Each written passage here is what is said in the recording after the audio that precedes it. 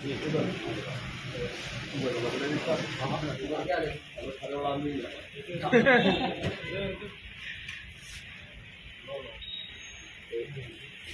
बहुमुखी लग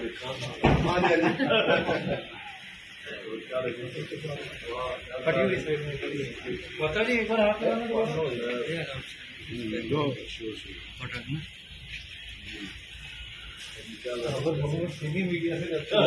साथियों, मैं आप सभी का हार्दिक अभिनंदन, हार्दिक स्वागत करता हूँ। आज की प्रेस वार्ता जो भी मान्य मुख्यमंत्री जी ने एज ए वित्त मंत्री जो बजट पेश किया, उस पर वार्ता करने के लिए मैं आज आपके बीच में उपस्थित हूँ। मेरा मानना है कि ये जो बजट है, जो कल्पना माननीय प्रधानमंत्री जी ने की कि 2047 तक भारत को एक विकसित राष्ट्र बनाना, उस दिशा में एक कदम है। चाहे बजट बेरोजगारी को कम करने का काम करेगा, वहीं गरीबी को कम करने का भी काम करेगा। चाहे रोजगार देने का काम करेगा, वहाँ कृषि और जो ग्रामीण विकास है उसमें नई प्रगति लेके आएगा। इस प्रकार से सरकार ने एक योजना बनाई है कि जो लोग ऐसे हैं जिनकी आमदन 1 लाख से भी कम है, ऐसे लोगों को रोजगार देने के लिए 2 लाख लोग ऐसे हैं जिनको हम इस साल में कोई ऐसा काम उनको लोन देंगे, और लोन देने के बाद उनको 1,80,000 से आगे निकालने का काम सरकार ने एक टारगेट रखा है कि उनको 1,80,000 से ज्यादा का उनकी आमदन होनी चाहिए। वहीं जहाँ जो बुजुर्ग लोग हैं उनका सम्मान बढ़ाने के लिए जहाँ पेंशन जो है वो 2,750 करने का काम जो सरकार ने किया है, वहीं जो पेंशन पे एक था कि 2 लाख जिनकी आमदन है, सालाना आमदन जिनकी 2 लाख रुपए है बुजुर्गों की, तो उनको पेंशन मिलेगी। तो उसको बढ़ा के 3 लाख करने का भी सरकार ने काम किया है।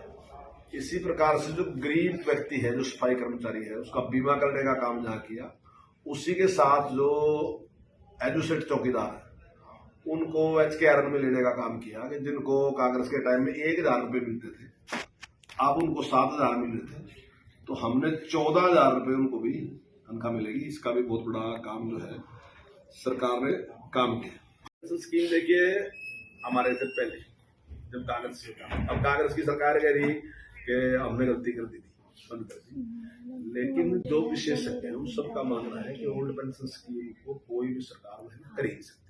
लेकिन लेने वाला व्यक्ति तो कहेगा मुझे दो, रिटायर होगा तो कहेगा मुझे दो, लेकिन हमने नहीं। इनका मानना है कि भाई मनमोहन सिंह जी दुनिया के जो नंबर 1 अर्थशास्त्री थे उनमें से एक थे, कांग्रेस वाले मानते हैं, और उन्होंने इसको बंद किया था। मोन्टेक सिंह वाले ने, अभी मेरे ख्याल से 15 दिन पहले ही बात है, 15 दिन पहले भी मोन्टेक सिंह वाले ने कहा कि संभव नहीं है। मैं उन कांग्रेसियों की बात कर रहा, जो दूसरे तो आप सारे देखते हो रोज, आर्थिक विशेषज्ञ सारे देख लेते हैं, और हमें कोई चिंता नहीं। अब 2 चीजें हैं जो रोज लोग आज राज करने वाले हैं ना, उनको तो ओल्ड पेंशन देनी ही नहीं। ओल्ड पेंशन तो आज से 20-25 साल बाद देनी पड़ेगी, 20 साल बाद देनी पड़ेगी। जिनकी 2006 में भर्ती, उनकी जिस टाइम पेंशन उस टाइम देनी पड़ेगी ना। अब मैंने ये सोच लिया कि मुझे क्या लेना, वो मैंने तो आज लेनी, अगर मैं आज मेले पड़ जाऊँ ठीक है, नहीं पड़ता मुझे क्या लेना। तो अगर ये सोचूंगा कि मुझे क्या लेना, फिर तो कोई दिक्कत ही नहीं है, कुछ भी कर लो। और अगर ये सोचना कि देश का उस टाइम क्या होगा, तो फिर ये निर्णय ले नहीं सकते। अब कांग्रेस तो इसलिए बोल रही है, दूसरी पार्टी से बोल रही है, उन्होंने समझ रखा कि यही चुनाव है, बस के बाद तो पता नहीं क्या होगा नहीं होगा। तो मैंने समझता है देश के हित में है ओल्ड पेंशन।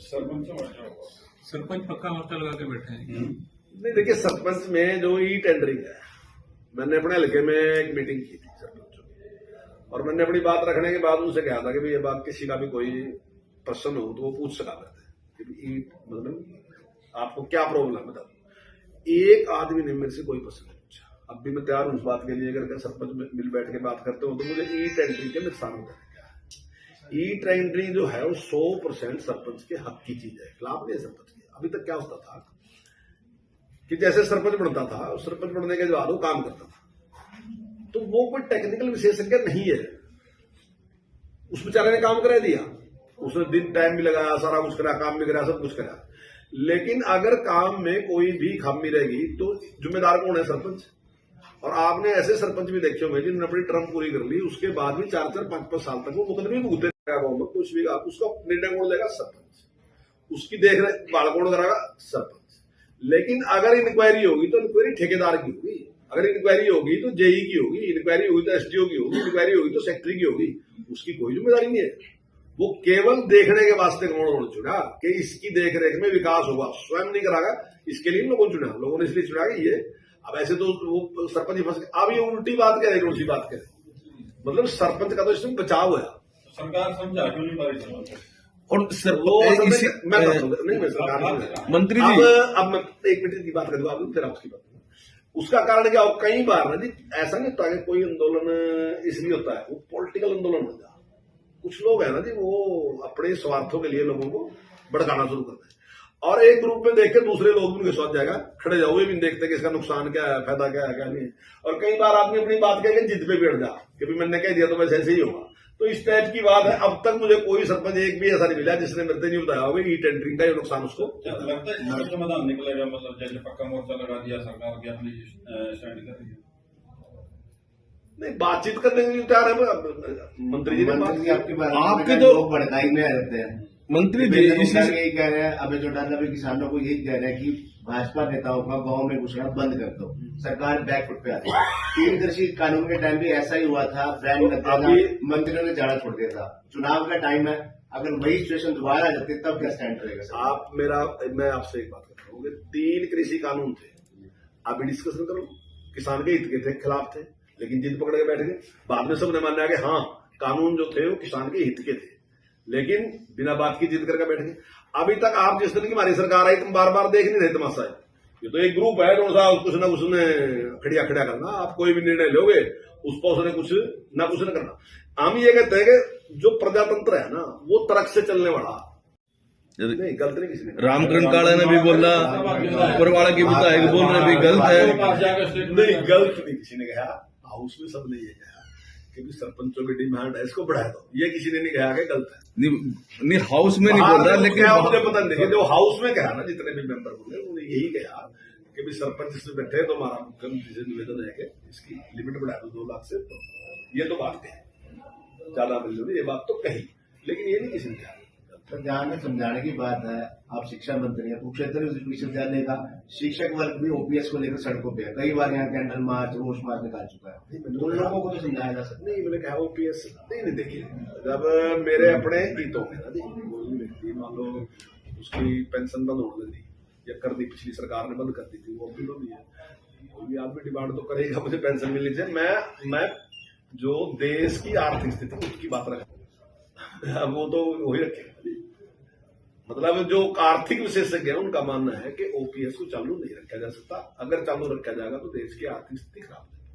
अब जो है वो ग्रामीण विकास में होगा, चाहे वहाँ स्टेडियम बनाने की बात है, चाहे वहाँ स्ट्रीट लाइट लगाने की बात है, चाहे दूसरे और अन्य विकास के काम जो है, उसमें हमने एक बड़ा टारगेट अब की बार रखा है।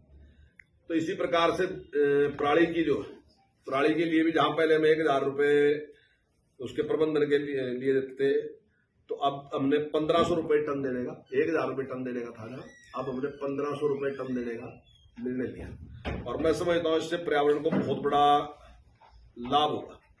इसी प्रकार से जो घाटा है बजट का, वो भी हमने, आपने कई बार सुना होगा, तो वो भी हमने सीमा में रख के काम किया। जहां हमारे पास कर्ज का जो ऑप्शन था वो 3.5% था, तो हमने 3.29 ही उसमें से लिया। इसी प्रकार से जो प्रति व्यक्ति आमदन की बात है, 2014 में जहां एक हरियाणवी की जो आमदन थी वो 1,47,382 रुपये थी, तो अब की बार हमारा अनुमान है कि 2022-23 में 2,96,685 रहने की संभावना है। बार बार जो विपक्ष है वो कई बार ये बात करता है कि हमने कर्ज बहुत ले लिया। मैंने जैसे अभी कहा कि कर्ज की जो सीमा थी, जो बजट है उसका 33.1% तक हम ले सकते हैं, लेकिन हमने 25 पॉइंट कुछ लिया, 26 से कम लिया, हमने वो कर्ज भी कम लिया। लेकिन जो बार बार बात कही जा रही है, अगर उनके टाइम के कर्ज की बात करो और हमारे टाइम के कर्ज की बात करो, तो 2014-15 में 70,000 करोड़ का कर्ज था सरकार के ऊपर, लेकिन 27,000 करोड़ जो था विद्युत का, बिजली डिपार्टमेंट का कर्जा था, और उस पे क्योंकि बिजली बोर्ड का कर्जा होने की वजह से उस पे हमें ब्याज थोड़ा ज्यादा देना पड़ रहा था। लेकिन वर्तमान सरकार ने एक निर्णय लिया कि ये भी हम जो कर्ज है हम अपने जिम्मे लेते हैं, और सरकार ने 27,000 करोड़ का कर्ज अपने जिम्मे लिया। अगर उस कर्ज को उस पिछली सरकार के सामने मिलाएं तो लगभग 1 लाख करोड़ का कर्ज उस टाइम में था जब 2014 में पूर्व की सरकार थी। और आज जो हमारे ऊपर है वो है 2,43,000 करोड़ का कर्ज, अनुमानित इतना कर्ज हमारे पास है। बार जो सेंटर का बजट है उसमें भी आमदन लगभग दुगनी है। और अगर यहाँ भी आप देखोगे तो यहाँ भी जो मैंने आपसे बताया 2014-15 में जो प्रति व्यक्ति आमदन थी वो थी 1,47,382 और अब है 2,96,685। और भावांतर भरपाई योजना के तहत वो भी किसानों को अगर कहीं किसी चीज के रेट कम मिलते हैं तो उसके भी सरकार पैसे देती है। जैसे फार्म कटने के बाद में उनके अकाउंट में पैसे आते हैं। पर कैपिटा इनकम बढ़े उसके लिए गवर्नमेंट ऐसे चीज कोई जैसे कहीं की चीज कोई मशहूर हो जाएगी कि भाई यहाँ ये चीज अच्छी है तो उसको प्रोत्साहन देना ये हमारा काम है। जैसे यमुनानगर में हमारे प्लाई बोर्ड है और दूसरे गन्ने के उत्पाद हैं। नहीं, प्लाई बोर्ड का वो तो एक चीज तो डाउन चलेगी नहीं। आप किसान बजे है ना, आप किसान से पूछो ना कितना अच्छा रेट उसको मिल रहा है। आज तक मैं दावे के साथ कहता हूँ आज तक जिस दिन प्लाई बोर्ड लगा उस दिन से लेकर आज तक कभी भी इतना अच्छे रेट कभी नहीं मिलेगी किसान को। हाँ नहीं बहुत पेमेंट आती है। जो आलू उत्पादक है इस समय आलू पिपली मंडी सबसे बड़ी मंडी मानी जाती है हरियाणा की। 80 रुपए से लेकर 300 रुपए क्विंटल तक आलू बिक रहा है। 80 पैसे से 3 रुपए किलो के हिसाब से आ रहा है। किसानों के कहने के साल बाद पैसे आते हैं। सरकार ने 6 रुपए की घोषणा तो की है, अगर वो 6 रुपए में टाइम से मिले तो फायदा है। साल बाद पेमेंट आते हैं। पिछले साल ये काम करने वाले पूरे देश में हम हैं किले। पूरे देश में कोई भी भावांतर भरपाई के तहत पैसा नहीं दे रहा। ये केवल हम हैं जो 20 से ज्यादा फसलों के ऊपर 26 फसलों के ऊपर भावांतर भरपाई हम दे रहे हैं। बाकी तो पूरे देश में कोई दो भी देने वाला भी नहीं है। हमने हमारे से पहले आप अक्सर देखते थे कि किसानों ने गोभी की ट्राली थी सड़क के ऊपर झाड़ दी, या टमाटर की ट्राली थी सड़क के ऊपर झाड़ दी, या आलू की ट्राली थी सड़क के ऊपर झाड़ दी। अब आपको कहीं ऐसा तो नहीं मिला ना किसी ने झाड़ दी। उसको पता है कि जो मेरा घाटा है वो सरकार वहन करेगी, देगी। 950 करोड़ का, यानी कि हमारा बजट 3 गुना से ज्यादा है। तो इस हिसाब से हमने कर्ज बढ़ाने का काम नहीं किया, बल्कि हमने उसको कंट्रोल में रखा और जो हमारी प्रगति जो है वो हमारी ज्यादा है। तो हमने सब दृष्टि से पूरे विकास का काम किया। इसी प्रकार से रोजगार के लिए भी हमने रखा है। जो C और D क्लास की जो नौकरियां हैं वो भी की बार 65,000 देने का हमने निर्णय लिया कि इतनी नौकरियां हम रोजगार देंगे। और उसके अलावा जो वोकेशनल एजुकेशन है उस पर हमारा विशेष ध्यान रहेगा ताकि लोगों को ज्यादा से ज्यादा अपने काम धंधे मिल सके। और 250 करोड़ रुपया हमने इसीलिए रखा है कि हम साल में 2 लाख लोगों को इस प्रकार की ट्रेनिंग देंगे तो वो अपना काम कर सके। तो ये जो बजट है मेरा मानना है कि ये बहुत प्रगति वाला बजट है। और हमने किसी को लोक लुभावने जिस प्रकार से होता है उसको करने की बजाय सरकार ने प्रगतिशील बजट पेश किया।